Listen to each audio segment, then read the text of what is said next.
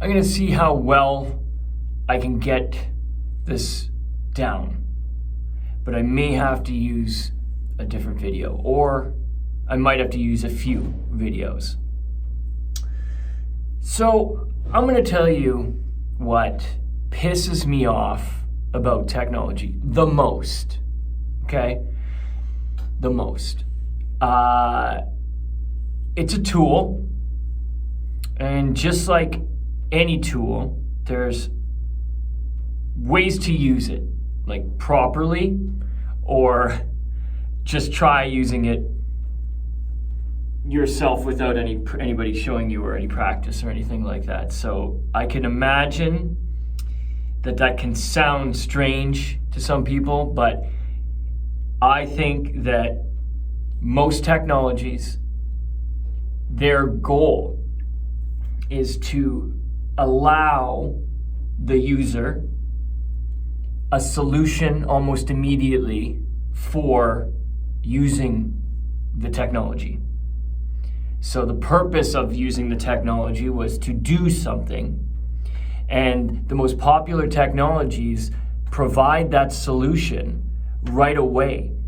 However, which is I'm going to go back to why I hate, one of the things I hate about technology, that's not enough, all right? That is not enough.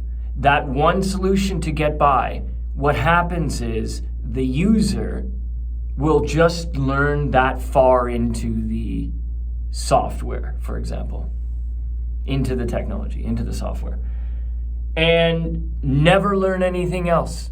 And the only way that they would learn something else is if it came up, someone else showed them. But here's the worst part. If they've only been using that technology that way for a very long time, even though it's like beginner at best, trying to change them to an intermediate, advanced, or expert level of understanding of use of that tool is a no-go. Like, it ain't gonna happen at all. So now you can understand why when I talk about email, there's a lot to know about email, a lot. But does it do, if you've never used it before and you just started using it today, will it do what you think it's supposed to? Yep, forever. And what'll happen is, if anything changes, that protocol, here's the word I'm looking for, doesn't change too much. So it's still gonna work for beginners talking to experts and experts talking to beginners using the same technology and the same tools. You see where I'm going with this? Now, this is why everything's broken. Because of that understanding of what technology is for, and there being a broken, non-universal understanding of the proficiency of each person using that application, that software, that technology, that tool, right? And then therefore, the beginners, the novices and the beginners of the technology, what they're doing is they're working too hard. But the technology has been working with them, for them, since they started using it. So what's the point? Where's the benefit of knowing anything else about it? And that is where it breaks down. That is a protocol problem, 100%, right? And I'm sure if you're watching this and you move from one institution to another, say you were a team member in one institution and then you move with your knowledge to another institution, different ecosystem, maybe similar ecosystem, maybe the exact same ecosystem, the same app stack, the same apps, whatever. Institution A, institution B, and you move for whatever reason. You will be able to confirm right now with me that the one thing that might be different is the protocol and the proficiency of the team's proficiency in that ecosystem. That's a big difference. So why I'm recording this right now is there needs to be a universal protocol. There needs to be a new protocol. And it has to do with all the PPT framework. It has to, you have to understand, right, your PPT framework, which I may have mentioned before, probably have.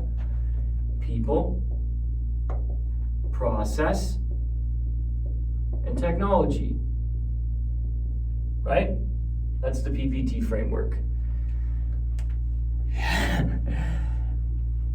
There is no universal this is just like every business is, this is what business is awesome and also sucks.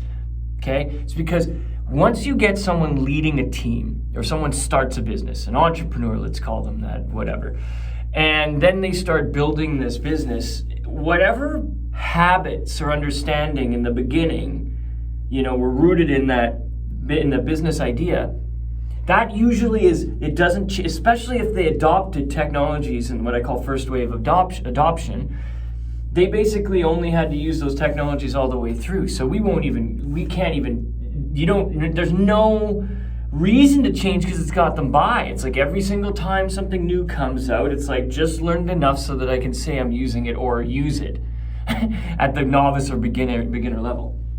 So here's where you're experiencing problems right now, right? Like, here's your people. And I'm gonna jump right in here.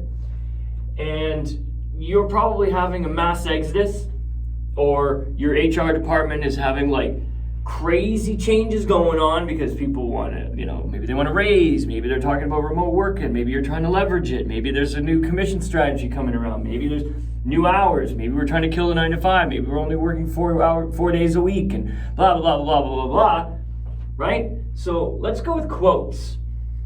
Okay, so it's like hard to find good people. And then I also like to say in parentheses, and keep them. Okay? You're probably experiencing this right now. And everybody's go-to right now is what I always said. And it's, what do we got here? No one wants to work anymore. I can answer that right now. It's because the definition of this needs to change. All right? And it doesn't just change by you just saying what work is, by identifying a shorter work week or shorter work hours or blah, blah, blah, blah, blah. Okay? The problem is it's tied together. Everything is tied together. Okay? This is all tied together. People, process, technology, work, all tied together. And so if you have to figure out what would fix it all at once, not pieces, all at once. That's why this is going to be a long process. But the problem, I think, is that the definition of that is different for everybody. And if you're an owner that has basically had your own idea of work the whole time, you're probably trying to hire people that are that have the same ethics as you, same work ethic as you. But that's not the same word anymore. Okay? Like maybe they don't want to work like a dog. That's how you got here. That doesn't mean that doesn't mean they're going to exist anymore. It's over. Okay? So but you need to keep your business running. So how do you find good people? Right?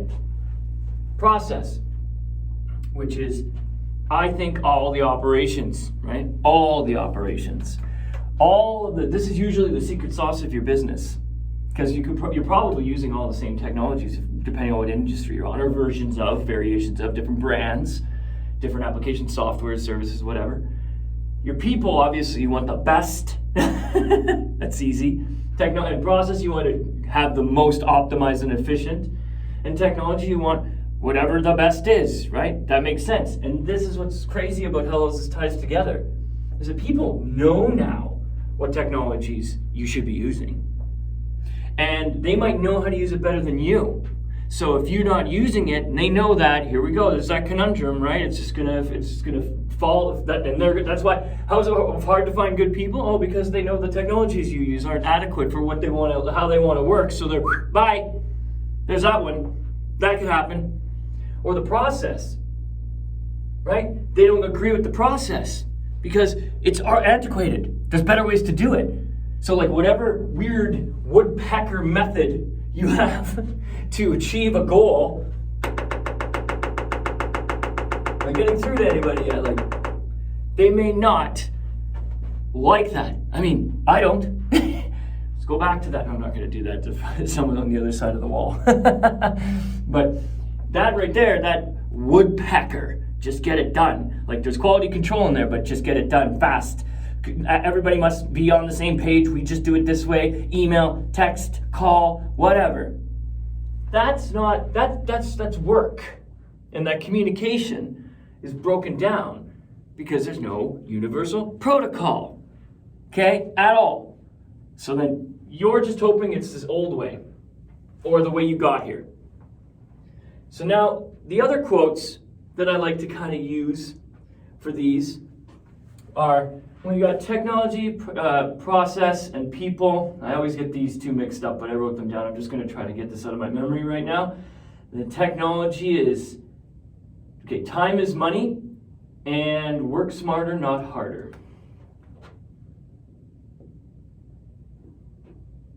Work smarter, not harder. Oh, like that.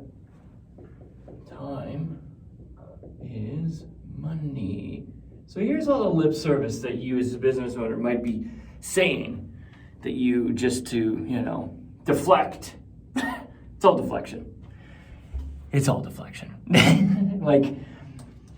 So it's hard to find good people and keep them. Time is money. Work smarter, not harder. People, process, technology.